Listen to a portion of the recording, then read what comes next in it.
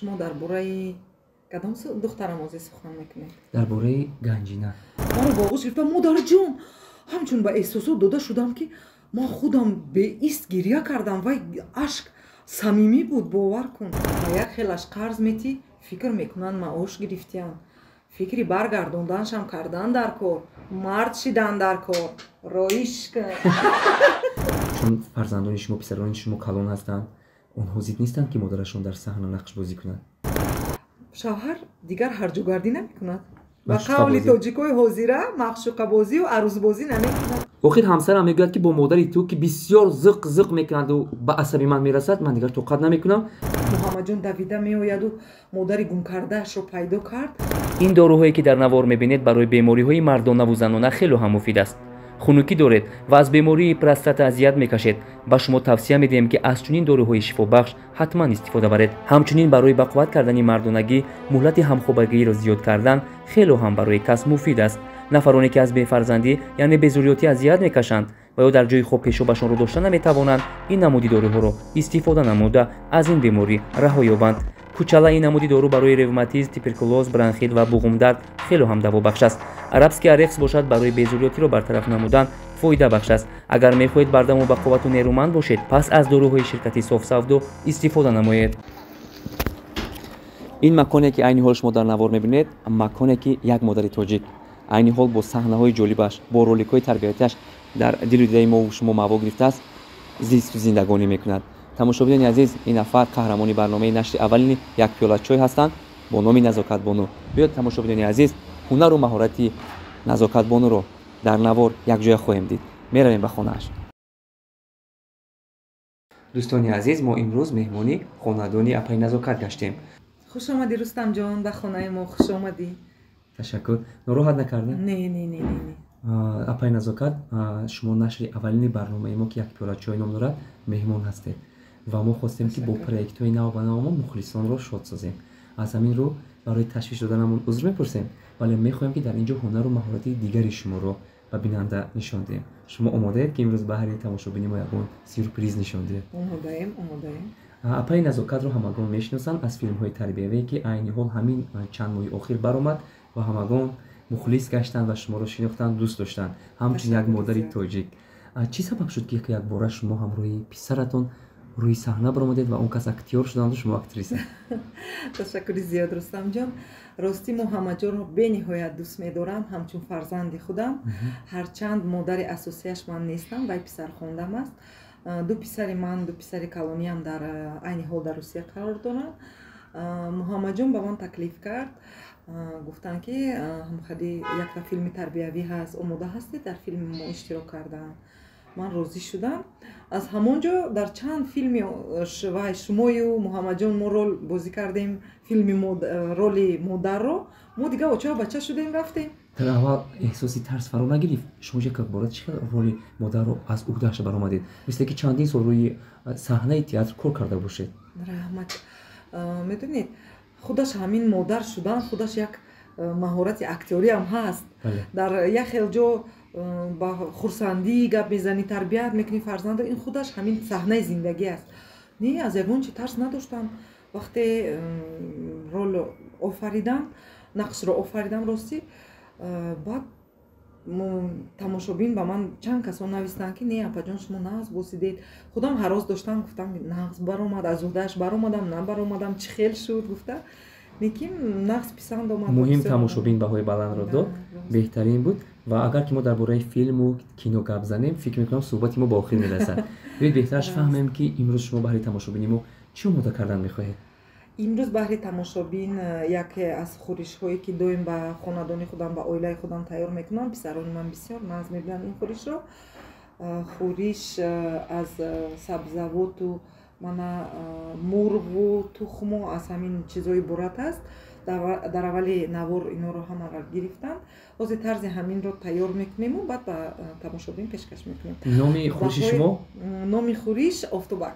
آفتابک بهترین و فکر میکنم که با مزه نیز میبراید. بهایش رو شما میدید. حتما من میدیم. بعد مخلصان نیز اگر که خواهش کنن یا که درخواست کنن که از همین خورش و اپای نزاکت با ما هم پیشنهاد کنن، شما رد نمیکنید؟ نه رد نمیکنم. مرحمت. ташаккури зиёд. ман чойро мерезам, шумо тарзи омода карданро майда шурӯъ кунед. не ки суҳбати мо идома додан мегирад. апай назока, шумо дар оила чанд фарзанд доред? фарзандҳо банди чӣ коро ҳастанд? ки дар хона пухту паз мекунад ба қавле? 100 бор шукронаи Аллоҳ, 4 писар дорам. Дутоаш калонтар ҳастанд, онҳо айни ҳол дар Русия қарор доранд. Умарҷону Тимурҷон. Дутои дигараш хурд ҳастанд, Самирҷону Матинҷон. дар оила мо як хел вақт мешавад ман тайёр мекунам, як хел вақт шавҳарамам бисёр кадбонуи нағз аст, бисёр хӯришҳои ман аз гӯшт вобастаро, мана мисол мариновка худи мегӯянд, ҳамин чизои гӯшт кати шавҳарам мекунад. ошпаз яъне ошпази нағза беҳтарин, ҳам зан пухтупаз кунаду ҳам шавҳар. фикр мекунам ки аз ин хушбахтӣ зиёд дида намешавад. рост дар оилаи мо ҳама баробар аст. апаи Ноз, бисёриҳо як сирро намедонанд. шояд аксари дӯстони шумо медонанд ва тамошобинон шояд аксаршон медонанд, вале бисёриҳо намедонанд. шумо мегуфтед ки дар зиндагӣ чӣ кор ҳастед? дар зиндагӣ ман ростӣ дар кошонаи ҳусын кор мекунам. ба ороиши занҳо вобастагӣ дорад кори ман. умуман маҳорати ҳами актёрӣ ва актрисагӣ чӣ хел дар дили шумо пайдо шуд? шавқ доштед, шуғл доштед, дӯст медоштед? шавқ доштам ростӣ. медонӣ Рустамҷон, хурд будам, оинаи калонро мегузоштаму худам ба худам нақш меофаридам. бештар чӣ мегуфтед? нақши ду касро, мисол муаллимаам мешудам, талабаам мешудам. аввал муаллима сарзаниш мекард, баъд талаба шарм карда бахшиш мепурсид, ё ин ки роли модарро ҳамроҳи фарзанд бозӣ мекардам. ҳамин дар вай ман буд. дар хурдӣ ман ҳамин корҳоро мекардам. бисёр вақт модарам сарзаниш мекардам, мон охир то актёр нашавӣ, актриса нашавӣ гуфта. ҳамин нақшбозию рол офаридан дар вай ман буд. аз хурдӣ нағз медам, аз саҳна наметарсидам. апай Назока, як сири дигарро мехоҳам донам, чунки ман бисёр бачаи кунҷкоп ҳастам, мехоҳам ба ҳама саволҳоям посух гирам.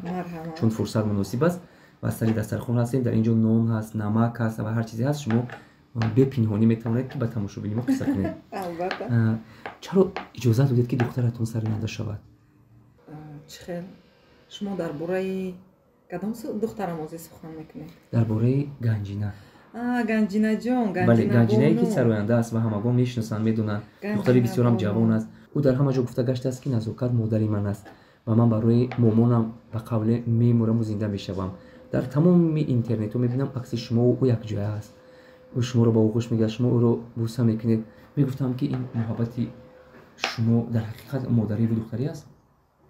да, барои ки ростӣ ман духтар надорам, 4 писар дорам. меҳри муҳаббати ман нисбати духтарам бисёр аст. аз вақте ки мо якҷоя, вай ба назди ман ҳамчун мизоҷ аввал меомад, баъд маро дӯст дошта, оча гуфтанро сар кард, дигар очару духтар шуда рафтем. меҳрам нисбаташ зиёд аст, духтари нағз аст, камтар гапҳояш баландтар асту, лекин духтари дилаш соф. чанд вақт шуд мо якҷо, вай ба хонаи ман мебиёяд, ман ба хонаи вай меравам, шавҳарамроям падарҷон мегӯяд, мо ҳама каса вайро духтарҷон мегӯем, писаронам вайро апаи хоҳар гирифтагӣ. шумо ҳамчун фарзанд хон кардагид, мисли Муҳаммадҷон. мисли Муҳаммадҷон. шумо ба наздики чӣ нақша доред ки рӯзҳои наздик алами тамошобини бетоқати мо метавонанд аз шумо интизор шаванд? мо ҳамроҳи Муҳаммадҷон як нақша дорем. айни ҳол Муҳаммадҷон дар Русия аст. Муҳаммадҷон ки аз Русия омад, мо нақша дорем ки боз як ду филми тарбиявӣ якҷоя омода созему, пешкаши тамошобин кунем. ин филмҳо фикр мекунам ки баҳри тамошобин чӣ медиҳад? филмҳои тарбиявӣ бисёр нағз аст Рустамҷон. аз онҳо тарбият ба фарзанд, нақши модар дар ҳаёти фарзанд гуфта мешавад, қадру қимати модарӣ, қадру қимати оилавӣ, қадру қимати одами калонсол дар ҷомеа. бисёр нақши нағз бозӣ мекунад ба фикрам ҳамин филмҳои тарбиявӣ. ёдатон бошад филмҳои шуморо чеҳраҳои машҳури кишвар низ тамошо мекунанд. агар дар ёд дошта бошед, хонум Моҳбакар Ёрова низ қоил шуданд ки як ролики шуморо тамошо кардан бинед маъқул шуд. кадом ролик буд? ролики ҳамроҳи шумо Рустамҷон, ҳамроҳи Муҳаммадҷон писарам. ман дар он нақши модаре ки фарзандаш партофта ба Русия рафта, аз аҳволи модар тамоман хабар намегирад, ҳамин нақшро бозӣ кардам. бисёр касон ҳамин нақшро гуфтанд, ҳатто ки оби дидаҳошон рехт барои қадри қимати модар. ҳамон филмҳое ки шумо нақш бозидед ва мардум шуморо дӯст доштанд, میتوانید با چشم تماشابین ما نگاه کرده حقیقت را گویید که اون اشک‌ها زنده بودن؟ راست زنده بودن. کدام حالت اشک شما رو بیدار کرد؟ وقتی شما در روی دستان محمد جان به قول جان میدادید همون لحظه رو میخوام یادآور شوید. میدونید حاضر راستی گپ میزنم حلقه گلوگیرم کرد راستی همون وقتی که من از در میدرایم به همون وقتی سیناری همون رولی که محمد جان دویده میآید و مادر گم کردهش رو پیدا کرد و یک خیلی رول بازی کرد راستی رستم جان ما رو با آغوش گرفت مادر جان همچون به احساسات داده شدم که ما خودم به ایست گریه کردم و اشک صمیمی بود باور کن هم خیلی رول نقص بازی کرد محمد جان که بعد از نقش و بعد از سیناری گفتم محمد جان هم خیلی رول بازی کردی که فکر کردم حقیقتا فرزندم رو پرتوفته رفتم گفت مادر من یکی با احساسات داده شدم با رول در اومدم گفت وای هم نیز در نقش خوب بازید ولی تماشابین بسیار کامنتار نوشته بودن که ما گریه کردیم دلمو مقصد که برداشت نکرد بسیار یک فیلم تربیوی بود خوب گفته بهای بلند دادن دوستانتون چی گفتن در این مورد همه دوستانم گفتن که باور میکنی رستم جان ما هر روز شما رو میبینیم در جای کار در خونه در همسایگی لیکن وقتی نقش شما رو دیدیم همچنان زیق شدیم گریه کردیم ما فکر نکردیم که همون همسایه ما همون همکار ما کلیگای ما که هر روز میبینیم همون آدم هستید تماما دیگر مادر حقیقتا مادری که فرزند رو گم کرده اینقدر طول سال به نهایت ناز گفتم اکنون یک رولی که دیگر شما نزدیک 1 میلیون پراسموترات صاحب شده است در تیک تاک و در فیسبوک و در دیگر اگر خودهایش رو حساب کنیم اما لایک و کامنتارش رو حساب کنیم نزدیک 1 میلیون است که درباره قرض گپ گفتگو در حقیقت همین چیز رو مردم مقصد که در دیدی شما دیدن در گفتار شما دیدن و خوب نیست قبول کردن و بهای بلند دادن این گفته‌هایی که درباره قرض میرفت میتونید تماشابین ما بگویید و بعداً سیرش رو فاش کنید که برای کی دخل داشت آدم‌ها هر نمود میشدیان با یک خیلش قرض میتی فکر میکنن معاش گرفتیان فکری برگردوندنشم کردن در کار مرد شدن در کار رایش کن فکر میکنم که پس از تماشای این رولیک بسیاری قرض رو برگردوندن همین شد ممکن حالا هم قرضدار هستن هست یک دو سه نفرش هست لیکن برگردوندن بهترین یک دو سراینده با من گفتن که نامشون رو من نمیگم گفتن که وقتی همین رولیک رو تماشا کردیم در حقیقت ما 200 تومان یا که 400 تومان قرض بودیم فکر کردیم که درباره ما گفته باشن و ترس فرو گرفته بود و زود قرض اپای نزاکت رو برگردوندیم همین گونه گفته بودن اپای نزاکت میخواستم یک چیزی گردونم چون فرزندان شما پسران شما کلان هستند اونها زید نیستن که مادرشون در صحنه نقش بازی کنند نه رستم جان اونها زید نیستن برای کی من یگون رولی به فکرم بعد رو نمی آفرم رول های ما همش تربیوی است برای فرزندان برای جوانان اونها این رو خودشون میبینند بعد من با رول های به سین و سال خودم موافق بازی میکنم نقشی مادر رو نقشی مثال اپا رو یگون نقشی دختر یوش رو یگون رولی که با من موافق نیست من عهده اوای که نبرای من باید به گردن نمیگیرم راستی اصلا می خاطر فرزندو ملال نمیشه زید نیستم تشکر و سوال دیگر رو میخوام دونم چون تماشابین ما گمان نکنند که شما رو تیار میکنن رژیسورها یا اینکه با شما میآموزن شما همون چیز رو در روی اکران میگید ببینید یک صحنه زنده میآفریم که تماشابین ما باور کنند که در حقیقت ما اکتور و یا شما اکتریس هستید مادر گپی من یک تو همسرم رو انتخاب کنم یا شما رو پسرم مادر همه وقت در جای اول است آخر همسرم میگوید که با مادری تو که بسیار زق میکنند و به عصبی من میرسد من دیگر طاقت نمیکنم و بیا خانه و درم رو در علوهیدگی میبریم زندگی میکنیم پسر جان هر کلین باید خدمت خسور خوشنامانش را به جا بیارد ما هم در وقتش کلین بودیم بچم ما هم در وقتش خدمت کردیم هیچ گپ نه کمتر خدمت کند زوغزوغی من برای کاری بیگانه نیست بچم سحر بر وقت خیزد به خودت یک نهاری تیار کند یک آداب داشته باشد یک کس از در آمد خنده کند بچم این یگان راهی گپی زوغزوغ بیهوده نیست که بچم آخه مادر جان سین سال شما رو ببین سین سال همسری من رو ببین همسری من حالی کودک است حالی من نازیکایی آشخانه رو نمیداند روبوچین رو نه آموخته شده است چرا شما یک بار با او ظلم میکنید آخر جانش به لبش رسیده است من دلم به او میسوزد من ظلم نمیکنم بچه جان من یاد میتیم لیکن بیاشوی حاضره به نمیفورد گپی زیاد من میگم دختر جان انا این رای خیل کن انا این روی خیل کن بید بهترش مادر از ما نرنجید من با همسرم در خانه علایدگی زندگی میکنم شما رو خبر میگیرم شما رو نمیپرتیم از شما روی نمیگردیم فقط اجازه دید که ба таби дили худамон зиндагӣ кунем. майлиш писарам, ман розӣ. шумо метавонед алоҳида зиндагӣ кунед, лекин суханони модарро аз ёд набарор. имрӯз ман ҳастам, паго ман нестам. модар бояд дар ҷои аввал бошад. қадри модарро донистан дар кор бача. ташаккур. беҳтарин инро бинед ки модари дилсӯз дар ҳақиқат ана ҳамон фикри ояндаи фарзандонро мекунад ва ба сари келину ба сари фарзанди худ ҳеҷ гоҳ зулм намеорад. дар ҳақиқат модарон дилсӯз ҳастанд ва ба қадри зиндагию ба қадри ҳаёт меразанд. ин келинҳоу ҷавонҳо ба фикрам ки айби худашонро намебинанду баъд мебинӣ ки зиндагиашон вайрон шудааст ё ин ки зиндагиашон хуб дар ҳар нест. як пастию баландии зиндагӣ бояд тоқат кардан дар кор, ҳам зан ҳам мард. зан олуфта, зан худаш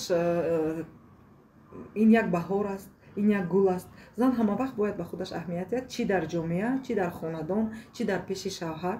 аввалин маротиба дар пеши шавҳар. зан ки ба худаш аҳамият дод, ҳама вақт олуфта бошад, ба қадри гуфтаи кампиро бибин фақат мегуфт аз ҷогат ки хестӣ ҳама вақт худатро олуфта нигоҳ дор. шавҳар дигар ҳарҷугардӣ намекунад. ба қавли тоҷикои ҳозира маъшуқабозию арӯзбозӣ намекунад. тамошобинони азиз, аллакай апай назокат бисёрам хӯриши болаззат ки унвон дошт, чӣ ном дошт? офтобакро омода кардам ва наметавонам бетоқатона мехоҳам ки тезтар истеъмол кунам ва таби зебояшро ба шумо гӯям. марҳамат. гап занед. беҳтарин. ман фикр мекунам ки ин хел хӯришро дар ягон тарабхона ёфта намешавад. калорияшам камтар аст. мисол ба одамҳое ки намехоҳанд бисёр фарбеҳ шаванд, ман бисёр вақт тайёр мекунам, шавҳарам ам бо вай мехӯрад. шахсоне ки фарбеҳ ҳастед, ман дархост мекунам ки ба апаи назокат муроҷиат кунед. онҳо ба шумо хӯришу хӯрокҳое ки зидди фарбеҳӣ ҳастанд тавсия медиҳанд. бори дигар аҳсан мегӯем, ташаккур мегӯем ки шумо пазируфтед ва мо низ меҳмони хонадони шумо гаштем. хуш омадед. салом дӯстони азиз, салом бародарои азиз. дар канали Ҳаким ТВ бисёр видеоҳои аҷоибу ғароиб рафта истодааст. ин бародари мо дар шаҳри Фаронса. агар шумо мехоҳед ки аз ҳамаи видеоҳои ӯ бохабар бошед, пас ба инҷо ҳатман назар карда аз номи ман салом навиштану подписата кардан ва лайк гузоштанро ҳеҷ гоҳ фаромӯш насозед.